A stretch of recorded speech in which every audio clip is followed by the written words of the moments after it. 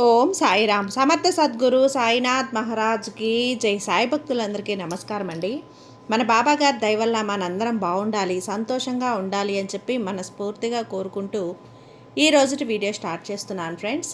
ఇక ఈరోజు వీడియోలో మనం చూడబోయేది ఏంటి అంటే, బిడ్డ, కర్మ ఎవరిని కూడా విడిచిపెట్టదమ్మా.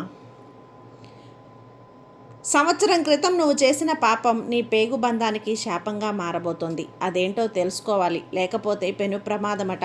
ఎక్కువ సమయం లేదంట బిడ్డ, 24 గంటలు మాత్రమే ఉందట. ఆలోపు అదేదో తెలుసుకోవాలట. నువ్వు మంచి చేసినా, లేదంటే చెడు చేసినా, కష్టం చేసినా, నష్టం చేసినా, ఎలాంటి కర్మ చేసినా కూడా ఆ ప్రతిఫలం అనేది నీ పేగు బంధాన్ని అంటుకుంటుంది. నీ పేగు బంధానికి శిక్ష పడుతుంది. అదే బిడ్డ, నువ్వు నలుగురికి మంచి చేశావు అనుకో, ఆ పుణ్యఫలం నీ బిడ్డకు అందుతుంది. అదే గనక నువ్వు నలుగురిని బాధ పెట్టావు అనుకో, ఏడిపించావు అనుకో, వారిని కష్టపెట్టో మోసపెట్టో ఏదో ఒకటి చేసి నువ్వు సంపాదన చేసి ఆ సంపాదన నీ బిడ్డలకి ఇచ్చినా కూడా ఆ బిడ్డల ఫలితాన్ని అందుకోలేరు. నువ్వు ఏదైతే చెడు కర్మలు చేశావో వాటి ఫలితమే నీ బిడ్డలు తీసుకోవాల్సి వస్తుంది బిడ్డ. జాగ్రత్త.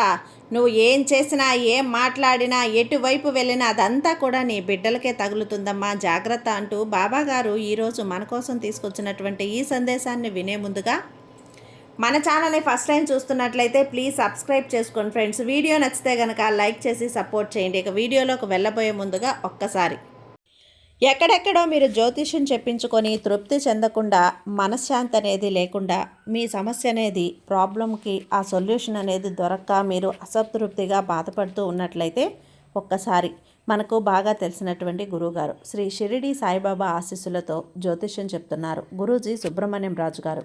Contact number 9908224144. ఈ గురువుగారు నెంబర్ 1 వశీకరణ స్పెషలిస్ట్. మీ యొక్క ప్రతి సమస్యకి కూడా పరిష్కారం అనేది చూపిస్తారు. అన్ని విషయాలను కూడా ఫోన్లో స్వయంగా గురువుగారే మాట్లాడతారు. ప్రేమ, పెళ్లి, భార్యాభర్తల మధ్య సమస్యలు, స్త్రీ మరియు పురుషుల వశీకరణం చేయబడును. చెడు గృహ ప్రయోగాలకు నివారణ చేయబడును. మీ యొక్క ఎటువంటి సమస్యనైనా సరే ఫోన్లోనే 24 గంటల్లో పరిష్కారం అనేది చూపిస్తారు. కాబట్టి నమ్మకంతో గురువుగారిని కాంటాక్ట్ అవ్వండి. మీరు ఎక్కడెక్కడో జ్యోతిష్యం చెప్పించుకొని అసంతృప్తి చెంది ఉంటే ఈ గురువు గారి దగ్గర ఒక్కసారి ఫోన్ చేసి మీ సమస్యకు పరిష్కారం అనేది తెలుసుకున్న తర్వాత మీ మనసు ప్రశాంతంగా ఉంటుంది.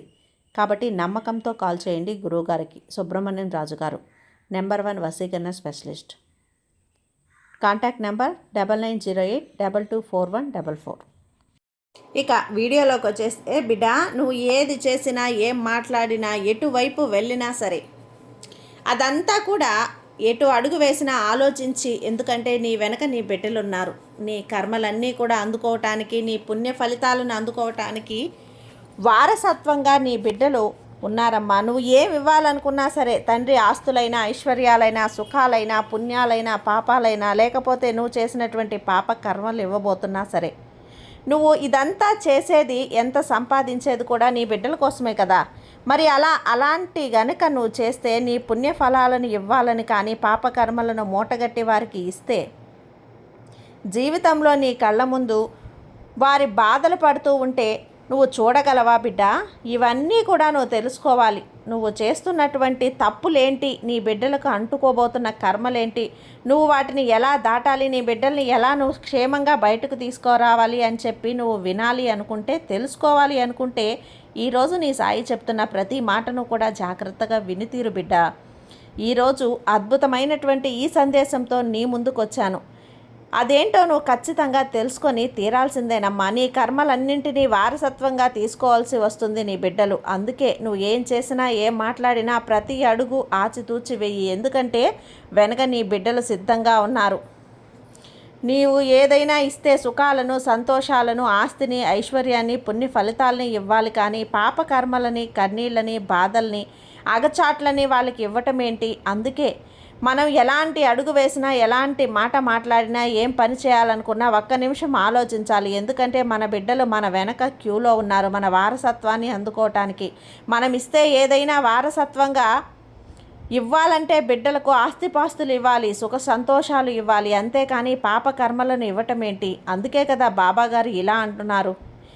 ఏం చెప్పబోతున్నారో అనేది కూడా తెలుసుకోవాలి అంటే కనుక ఖచ్చితంగా నువ్వు ఈ వీడియోని ఎక్కడా కూడా స్కిప్ చేయకుండా చివరి వరకు కూడా చూసే ప్రయత్నం అయితే చేయి బిడ్డ. బిడ్డ, ఈ రోజుటి సందేశం మాత్రం అసలు ఏమాత్రం కూడా నిర్లక్ష్యం చెయ్యకుండా, ఒక్క మాట కూడా పొల్లుపోకుండా జాగ్రత్తగా విను. ఎందుకంటే నువ్వు చేస్తున్న కొన్ని తప్పులు పొరపాట్లు దిద్దుకోవాలి. వారసత్వంగా అవి నువ్వు ఇవ్వటానికి ఎట్టి పరిస్థితుల్లో కూడా వీలు లేదు. అందుకే నీ సాయి తండ్రి నిన్ను హెచ్చరించాలని వస్తున్నాను. నీ బిడ్డలకు నువ్వు పూల బాట వేసి అందిస్తే నీ బిడ్డలు పూల బాటలో నడుస్తారు, లేదా ముళ్ళ బాట వేసి అందిస్తే ముళ్ళ బాటలో నడుస్తారు. నీ బిడ్డలో నువ్వు ఏ దారిలో నడవాలి, ఏ దారిలో నడిపించాలి అనుకుంటున్నావు? పూల దారిలోనా ముళ్ళ బాటలోనా నువ్వే ఆలోచించుకో. ఇవన్నీ కూడా నీకు అర్థం కావాలంటే నీకు ఒక చిన్న కథ రూపంలో చెప్తాను, వినిబిడ్డాను. ఏ తప్పులు ఏ పొరపాట్లు ఏంటి విన్నవావా గుళ్ళు జల్లుమంటుంది. నా బిడ్డలకు నేను ఇవన్నీ వారసత్వంగా ఇవ్వబోతున్నానా అంటూ నువ్వే బాధపడతావు. నీ కళ్ళల్లో నీళ్లు జలజల రాలిపోతాయి. 1-2 నిమిషాలు వినిబిడ్డ. తల్లిదండ్రులు చేసిన మంచి చెడుల ఫలితాన్ని పిల్లలు అనుభవించాల్సి వస్తుందా? ఒకప్పుడు ఒక తపస్వి ఒక ఆశ్రమంలో నివసించేవారు. ఒకరోజు అతని భార్య అతన్ని అడిగింది, స్వామి, తల్లిదండ్రులు చేసిన మంచి చెడుల యొక్క ఫలితాలను పిల్లలు అనుభవించాల్సి వస్తుందా అని.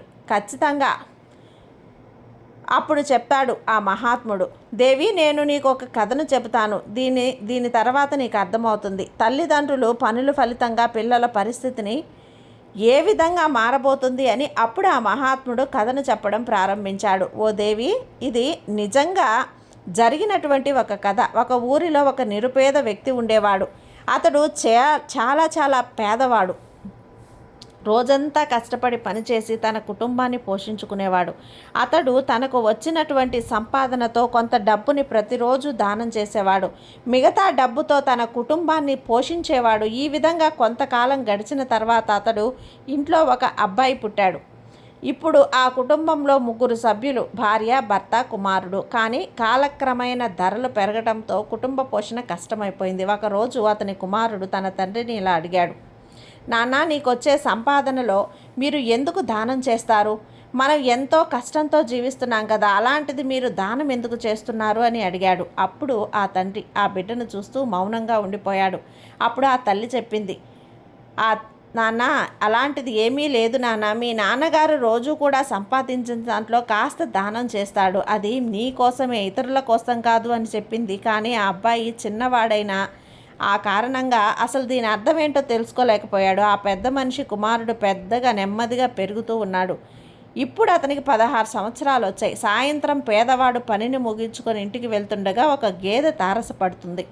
అంటే అతనిపై దాడి చేసింది. దాంతో అతడు అక్కడికక్కడే మరణించాడు. తండ్రి మరణ వార్త అనేది విన్నటువంటి కుమారుడు అలాగే అతని భార్య చాలా దుఃఖించారు. ఒకరోజు ఆ బాబు అడుగుతాడు, అమ్మా, నాన్న చనిపోయాడు. ఆయన ఉన్నప్పుడు ఎక్కువగా సంపాదించింది ఏమీ లేదు. తనకు వచ్చే జీవితంలో మిగిలిన వాళ్ళకి దానం చేస్తూ ఉండేవాడు. మనకంటూ ఏమీ మిగల్చలేదు కదా, కానీ ఇప్పుడు మనం ఎలా బతుకుతాం?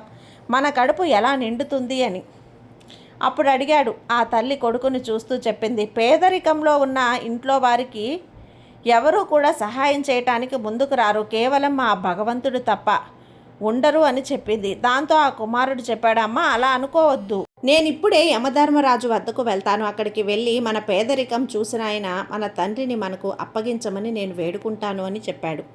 ఆ మాటలు విన్న తల్లి వద్దు అని చెప్పి నివారిస్తుంది. అలా చెప్పడం వెళ్ళటం మనకు సాధ్యం కాదని కూడా చెప్పింది. కానీ తన తల్లి మాటలు వినిపించుకోలేదు ఆ కొడుకు. ఒకరోజు పెద్ద మనిషి భార్య తన కుమారుణ్ణి అలా గ్రామంలో వదిలేసి గ్రామంలో పని కోసం వెళ్ళింది. అప్పుడు ఆ అబ్బాయి తన తండ్రిని తీసుకొచ్చేందుకు తల్లికి తెలియకుండా మీ అమ్మ యమధర్మరాజు వద్దకు వెళ్ళాలని చెప్పి నిర్ణయించుకుంటాడు. అలా అతడు నడవటం ప్రారంభించాడు. కొంతసేపు నడిచిన తర్వాత అతనికి ఆకలి వేసింది. దాంతో ఒక పెద్ద మామిడి చెట్టు కింద కూర్చున్నాడు. దాంతో అప్పుడు ఆ చెట్టు మానవ స్వరంతో చెప్పింది, బాబు, నువ్వు ఎక్కడికి వెళ్తున్నావు? ఎంత అలసిపోయావు అని అడిగింది. అప్పుడు ఆ అబ్బాయి అంటాడు, నేను ఒక పేదవాడిని. నేను బాగా పేద కుటుంబంలో జన్మించాను. నా తండ్రిని తీసుకొచ్చేందుకు యమధర్మరాజు వద్దకు నేను వెళ్తున్నాను అని అంటాడు.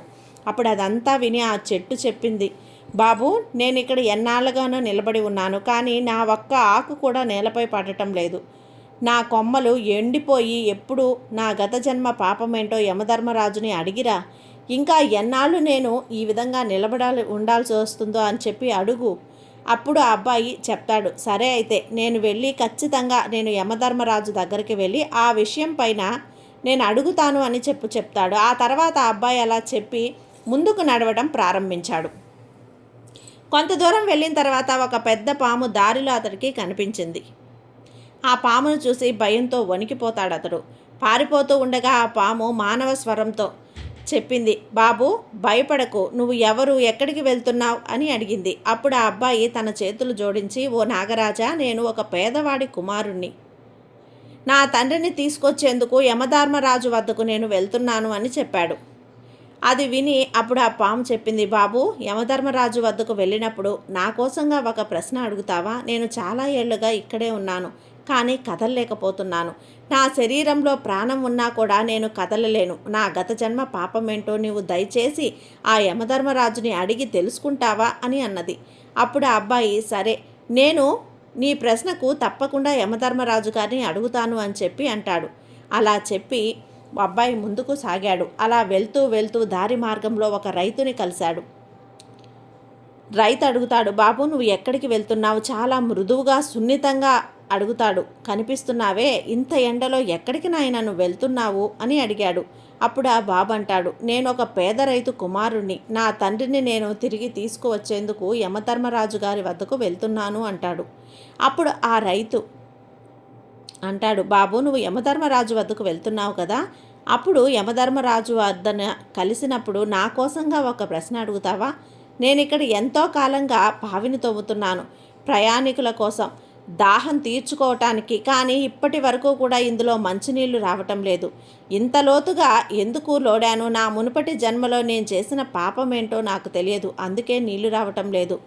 ఇందులో నీళ్ళు ఎందుకు రావటం లేదో, వస్తాయో లేదో, ఏం చేస్తే నీళ్లు వస్తాయో తెలుసుకుని రానాయనా అని అంటాడు. అప్పుడు ఆ అబ్బాయి చెప్పాడు, సరే నేను ఖచ్చితంగా మీ ప్రశ్నలు యమధర్మరాజు గారి వద్ద అడుగుతాను అని అంటాడు. అలా చెప్పి ఆ అబ్బాయి అక్కడి నుంచి వెళ్ళిపోతాడు. కొంత దూరం వెళ్ళిన తర్వాత అతనికి ఒక పెద్ద చెరువు కనిపిస్తుంది. అప్పుడు ఆ అబ్బాయి చెరువు ఒడ్డున వెళ్ళి నీళ్లు తాగడం ప్రారంభించాడు తన దాహం తీర్చుకోవడానికి. అప్పుడు ఆ సమయంలో ఆ చెరువులో ఒక బాతు తేలుతూ వచ్చి అడిగింది, బాబు నువ్వు ఎవరివి, ఎక్కడికి వెళ్తున్నావు అని. అప్పుడు ఆ అబ్బాయి చెప్తాడు, నేను ఒక పేదవారి కుమారుణ్ణి.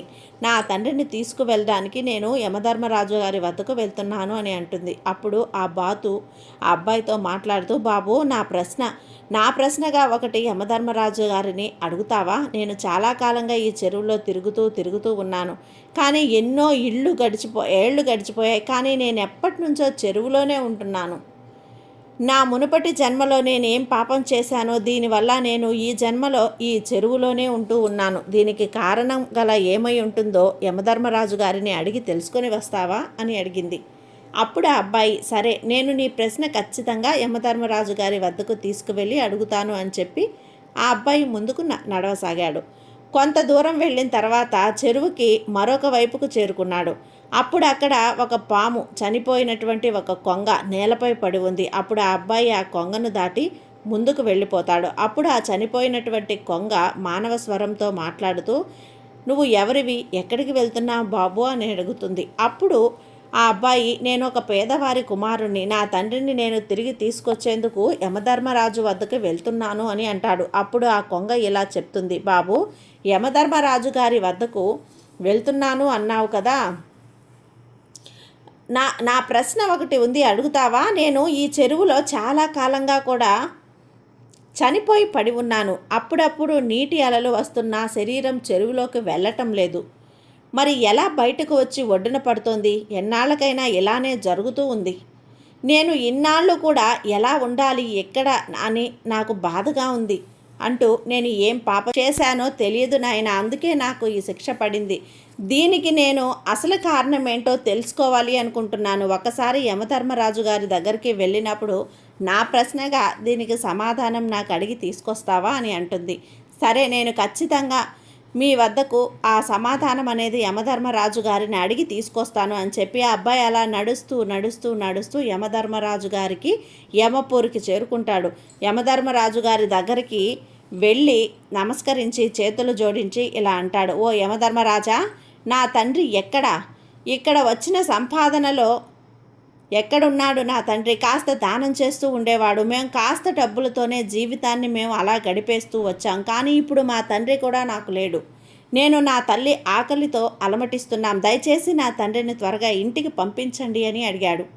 అప్పుడు యమధర్మరాజు, అబ్బాయి మాటలు విని, సరే నీ తండ్రిని త్వరగా ఇంటికి పంపుతాను, ముందు నువ్వు ఇక్కడే కూర్చో అని చెప్పాడు. ఆ తర్వాత అబ్బాయిని తన దగ్గర నుంచి కూర్చోబెట్టుకొని అక్కడికి భోజనం పెట్టాడు. ఆ అబ్బాయికి భోజనం చేసిన తర్వాత ఆ యమధర్మరాజు ఇలా అన్నాడు, ఇంకా ఏం కావాలి నీకు అని. అప్పుడు ఆ అబ్బాయి తన ప్రయాణంలో ఎదురైన అందరి ప్రశ్నలు కూడా యమధర్మరాజు గారిని అడగడం ప్రారంభించాడు. అన్నిటికీ కూడా తను సమాధానం అనేది ఇచ్చాడు. ఆ తర్వాత చెప్పాడు, బాబు ఇక నువ్వు వెళ్ళేటప్పుడు అందరికీ సమాధానాలు తెలియజేయి. ఇప్పటి నుంచి కూడా నువ్వు నీ ఇంటికి వెళ్ళు, నీ తల్లి ఎదురు చూస్తూ ఉంటుంది, నీ తండ్రే కదా ఇంటికి చేరుతాడులే అంటాడు.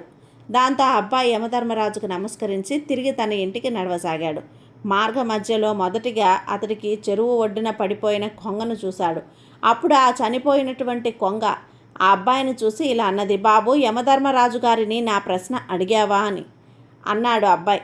అన్నాను, అవును, నేను నీ ప్రశ్నను యమధర్మరాజు గారిని అడిగాను. అప్పుడు యమధర్మరాజు ఏం చెప్పాడు అంటే, మునుపు నీవు ఒక గొప్ప భూమి మీద ఉన్నప్పుడు జ్ఞానాన్ని ఎవరికీ పంచలేదు. ఆ జ్ఞానమంతా కూడా నీలోనే ఉంది. నీవు ఎవరికైనా జ్ఞానాన్ని చెప్పి ఉంటే గనక నీ ఆత్మకు శాంతి అనేది కలిగేది.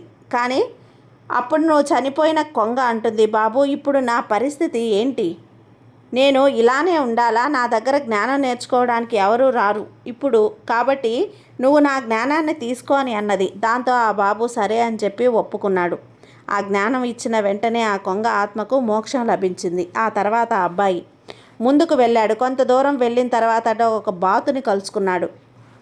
ఆ బాత్ అని అడిగింది, నీవు నా ప్రశ్న యమధర్మరాజు గారిని అడిగావా అని. అప్పుడు ఆ అబ్బాయి, అడిగాను, ఇలా అన్నారు అంటూ ఆ అబ్బాయి చెప్తాడు. నీవు నీ లోపల అమృతాన్ని దాచుకున్నావట. నీవు అమృతాన్ని ఎవరికైనా ఇస్తే నీ ఆత్మకు శాంతి లభిస్తుంది అని బాతు అన్నది.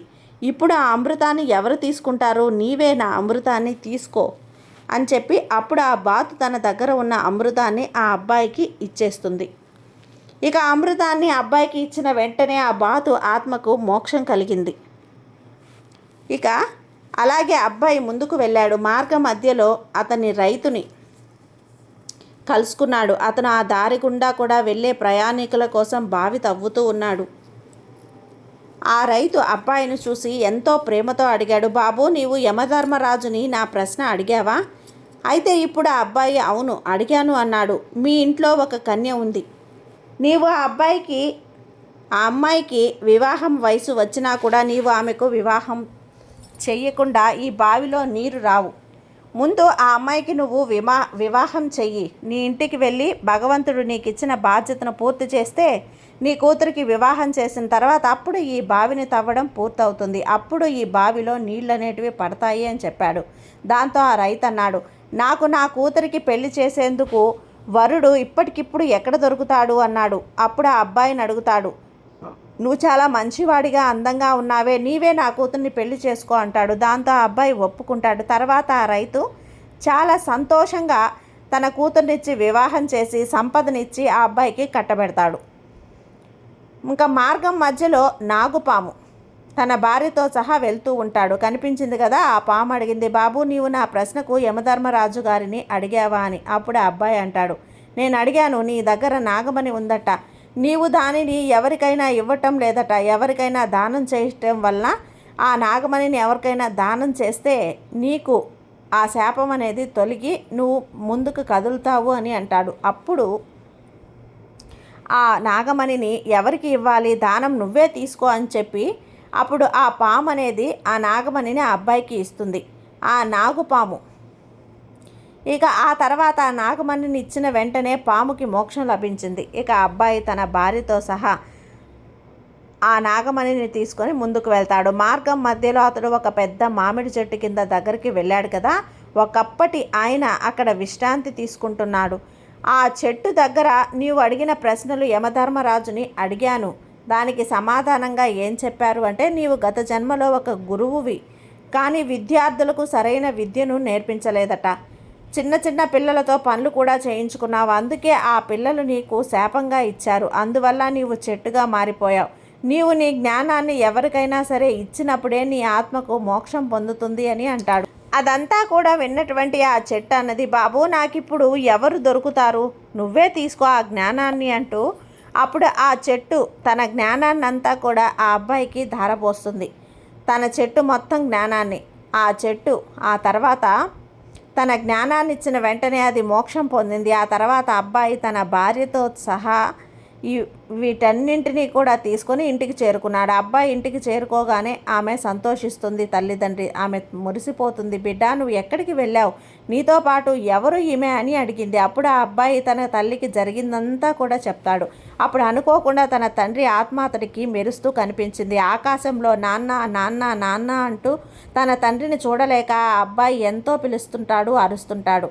అతను అక్కడి నుంచి తన కొడుకుకి ఆశీర్వాదాలు ఇచ్చాడు. అప్పుడు ఆ అబ్బాయి తెలుసుకుంటాడు తన తండ్రి తిరిగి రావటం సాధ్యం కాదని, ఇక రాడని కూడా తెలుసుకుంటాడు. కానీ ఇప్పుడు తెలుసుకున్నాడు. యమధర్మరాజు తన తండ్రి చేసిన ధర్మ ఫలాలన్నీ ఆ అబ్బాయికి ప్రసాదించాడు. ఈ కథ ద్వారా మహాత్ముడు తన భార్యకు చెప్పాడు, పిల్లలు తమ తల్లిదండ్రులు పాపపుణ్యాలను ఎలా పొందుతారు, మన కర్మలు ఫలితాలు మనకు ఎలా వస్తాయి అని.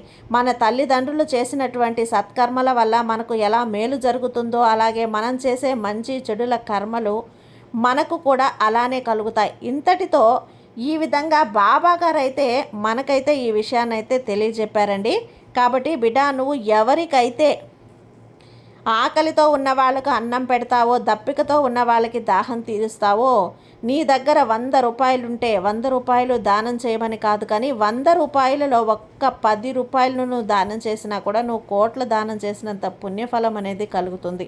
నీ బిడ్డలకు అది తిరిగి వస్తుంది. ముందు రోజుల్లో అలా కాదు, సంపాదించిందంతా కూడా నాకే రావాలి, అన్యాయంగా సంపాదించాలి, అక్రమాలు చేసి సంపాదించాలి, మోసాలు చేసి సంపాదించాలి అంటే నువ్వు ఇప్పుడు సంపాదించావు బాగానే ఉంది, మరి నీ చేతిలో మోసపోయిన వారు, నీ చేతిలో గాయపడ్డవారు, నీ చేతిలో దెబ్బతిన్నవారు, నీ చేతిలో నష్టపోయిన వారు, వారి కన్నీళ్లు ఉన్నాయి చూసావా బిడ్డ, అవి ఊరికనే పోతాయా?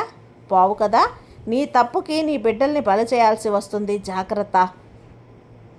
నువ్వు ఏం పని చేసినా, ఎలాంటి కర్మ చేసినా ఆ కర్మ ఫలితం బిడ్డల్ని వెంటాడుతుంది, నీ పేగు బంధాన్ని వెంటాడుతుంది. నువ్వు ఎంత సంపాదించేదంతా కూడా నీ బిడ్డల సుఖం కోసమే కదా.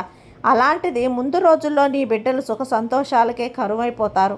సంపాదన నీకెందుకు బిడ్డ, అన్యాయమైన సంపాదన నీకెందుకు? జాగ్రత్త. ప్రతి పనిలో కూడా,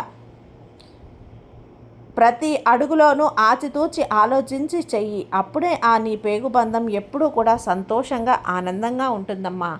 ఈ బాబా మీద నమ్మకం ఉంచు తల్లి, నీకు అంతా మంచిగా జరుగుతుంది. నీ సాయి తండ్రి నీకు తోడుగా ఉండగా నీకు భయం ఎందుకు చెప్పు. సర్వేజన సుఖినో భవంతు.